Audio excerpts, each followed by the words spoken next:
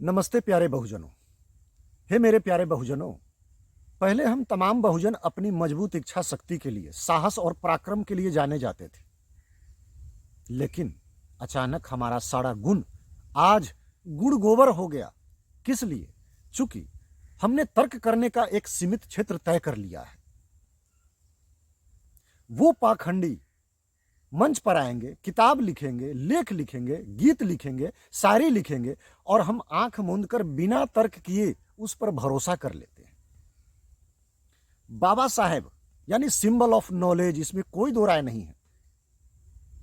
Symbol of knowledge क्या लिख रहे हैं एक जगह पर, सोशल मीडिया पर यदा कदा वायरल होते रहता है कि मेरा विरोध करना आसान है, विरोधी बनना मुश्किल काम है। विरोध करना आसान है, किसके लिए? विरोधी ही तो विरोध करता है, तो फिर विरोधी बनना मुश्किल काम कैसे हो जाए? मेरा विरोध करना आसान है, विरोधी बनना बड़ा मुश्किल काम है। जब भी मैं बिखरा हूं, दुगनी रफ्तार से निखरा हूं। और याद करिए, बाबा साहब कभी बिखरे हुए नहीं है, कभी अभाव में नहीं जिए, बहुत संपन्न थे। अपने जमाने के अरबपति करोड़पति हुआ करते थे। सर्च कहीं पर भी आप कर ले, अभाव की एक भी तस्वीर नहीं मिलेगी। ये तो मतलब कि कहानी बना करके सूट बूट पहने हैं, पेड़ के छांव में बैठ करके कुछ सोच रहे हैं। ये तो बना बनाया तस्वीर है।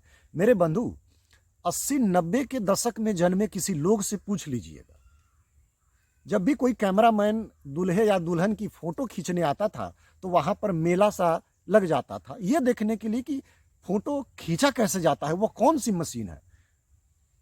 और सोचिए मेरे बंधु, बाबा साहेब किस जमाने के हैं? उस जमाने की बाबा साहेब की 5 बरस से लेकर 55-60 बरस तक की बाबा साहेब की तस्वीर मिलेगी, जिसमें वो अच्छे खासे कीमती वस्त्र में सजे हैं, सुसज्जित है, कमर में कमरबंद है चमड़े की।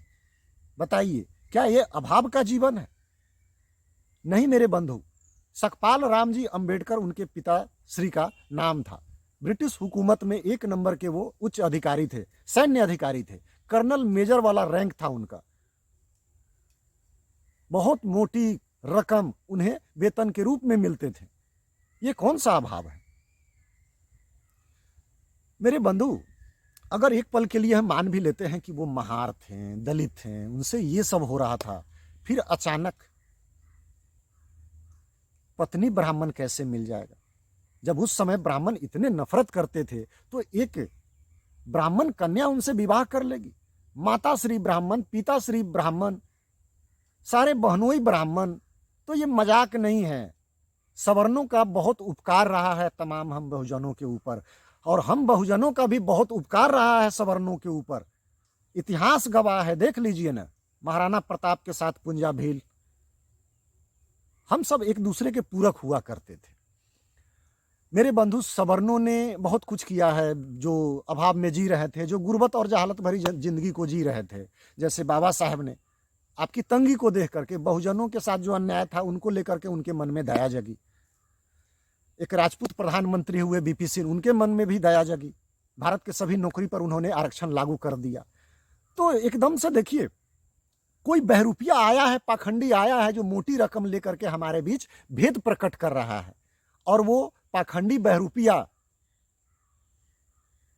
हमारे अपने बने हैं, हमारे स्वघोषित इस समय अगुआ बने हैं। नोट कर लीजिएगा, दुश्मन 4 है और केवल उस पाखंडी की नजर में एक ही दुश्मन है, ठाकुर और ब्राह्मण। ईसाइयों की और शांति दूतों की जब थप्पड़ हम सबके गाल पर लगती है तो ये मुंह बंद कर लेते हैं। क्यों? उसी से ये पाखंडी लोग मोटी रकम लिए हैं। वरना आप हमको कुछ देंगे नहीं तो हम आपकी धौंस क्यों सहें, हम आपकी प्रताड़ना को क्यों झेलें?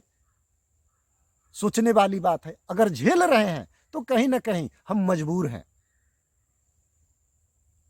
उन्हीं से पैसा लेकर के हमें बरगलाया जाता है। पेरियार के सामने हमारे पूर्वज को बौना साबित कर दिया। धीरे धीरे क्या आपको लगता है कि ये सनातन से दूर लेकर जाएंगे? नोट कर लीजिएगा मेरे बंधु, धीरे धीरे राम कृष्ण महाभारत पांडव ये सब दूर हुआ ना, अब धीरे धीरे देखिएगा आपके अपने राजा शैलेश, संत रविदास वाल्मीकि भी दूर हो जाएंगे। धीरे धीरे तमाशा देखते जाइए, तमाशा देखते जाइए। इसमें थोड़ा सा 10, 20, 30 साल का गैप तो लगेगा, लेकिन धीरे धीरे आपके सामने ना आपके पूर्वज होंगे ना आप होंगे। बस आने वाले भविष्य में आप सिर्फ और सिर्फ एक गुलाम होंगे। जय श्री राम। सतर्क बहुजन, सावधान बहुजन। जय हिंद।